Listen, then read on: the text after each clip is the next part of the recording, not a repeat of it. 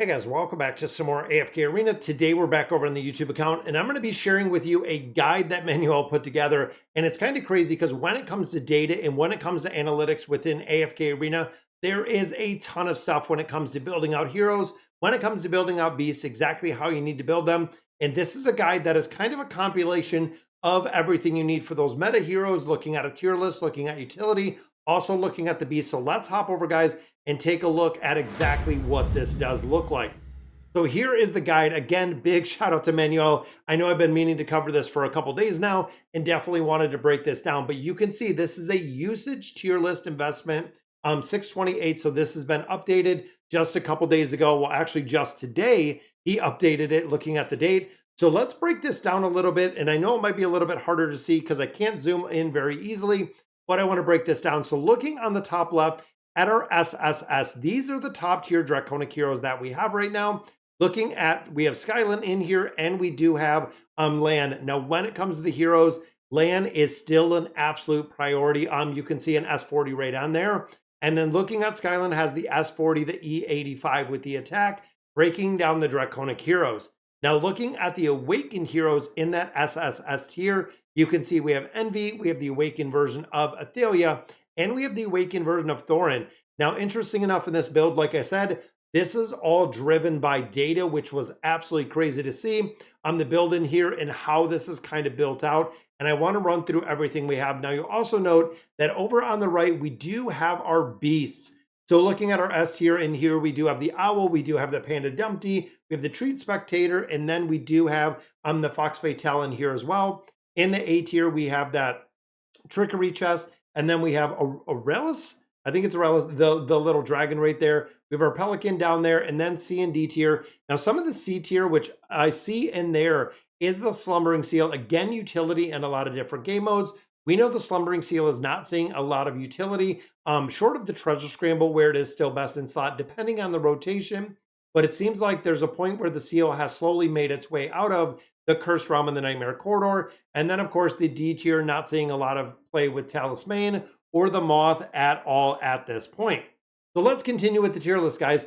Looking at the S Awakened, so just slightly below, gives us the Awakened version of Sophia, and then he also does put in Zora. In the S tier for the Celestials and the Hypos, of course, we have Liberta in there. We also do have Lucilla. We have Demia and Aurelia in there. We have Nox and we have Lavatoon.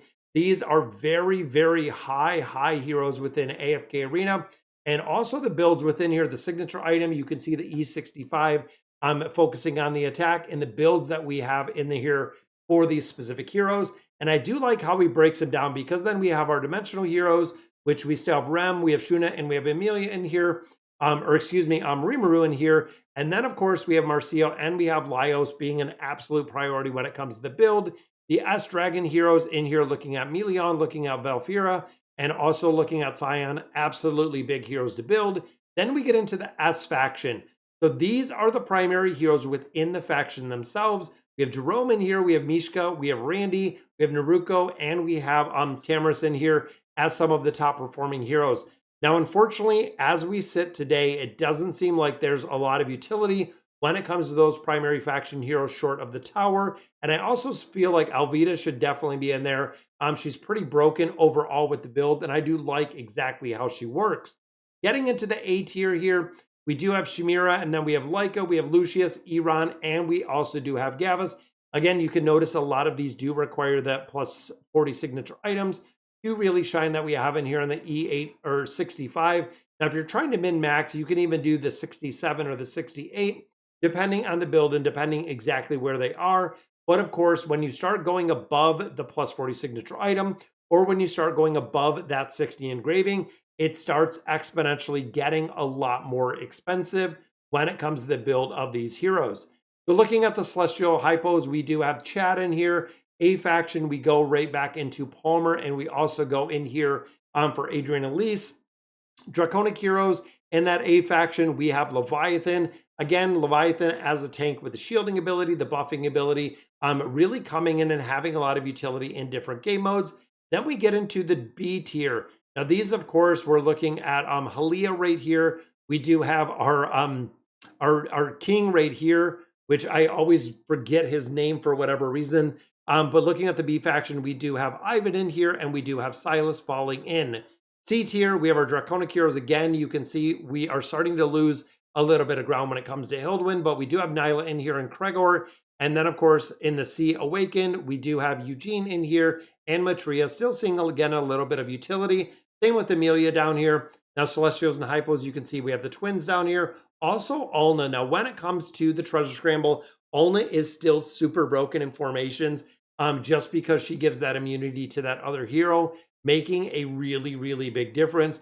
And then we have the D tier with the Draconic Heroes. And you'll also notice there is a D tier for the regular faction heroes, which it looks like Alvita was actually placed down here. Overall, I feel like utility-wise, she does pretty well, or does a lot better than that D tier for the factions itself. And guys, if you have feedback on this, absolutely drop the comments down below so Manuel can see them, and we can do some adjustments or some changes based on the heroes itself. So I want to go down a little bit further with the investment, and you can see right here the signature item and how expensive they get. It's kind of crazy to see when it comes to the sheer cost. But then we look at the engraving. Right here is kind of a breakdown of the engraving. When you start looking at the E60s, and I know there are a lot of players who have made recommendations and who have made comments on this. You can see the Draconic Heroes and the Awakened Heroes. They absolutely require the 60 engraving for the simple fact that you're unlocking the skills and abilities when it comes to Awakened Heroes. And also, if you really want to unlock the power within a lot of these heroes, they do require a higher engraving, not only for the skill or the ability that's unlocked with the E60, but also the stats that they are getting within there themselves. Now, looking down here, we have the signature items, the 40 and the 30s. Again, a lot of these are your primary heroes. They are the best in slot in a lot of different formations. Getting the 40 does make a really big difference. Now, when we get into the regular Celestials and Hypos, and even some of the regular heroes, you can see E60 definitely moving the needle with a lot of these. E30 is available and really using these on a lot that don't require that 60. And then we get into the primary ones where we do have a little bit more of the S40 and the S30s that we are breaking down. Now, looking down here, he does kind of break it down again a little bit more into the tier, the S40 and the E60.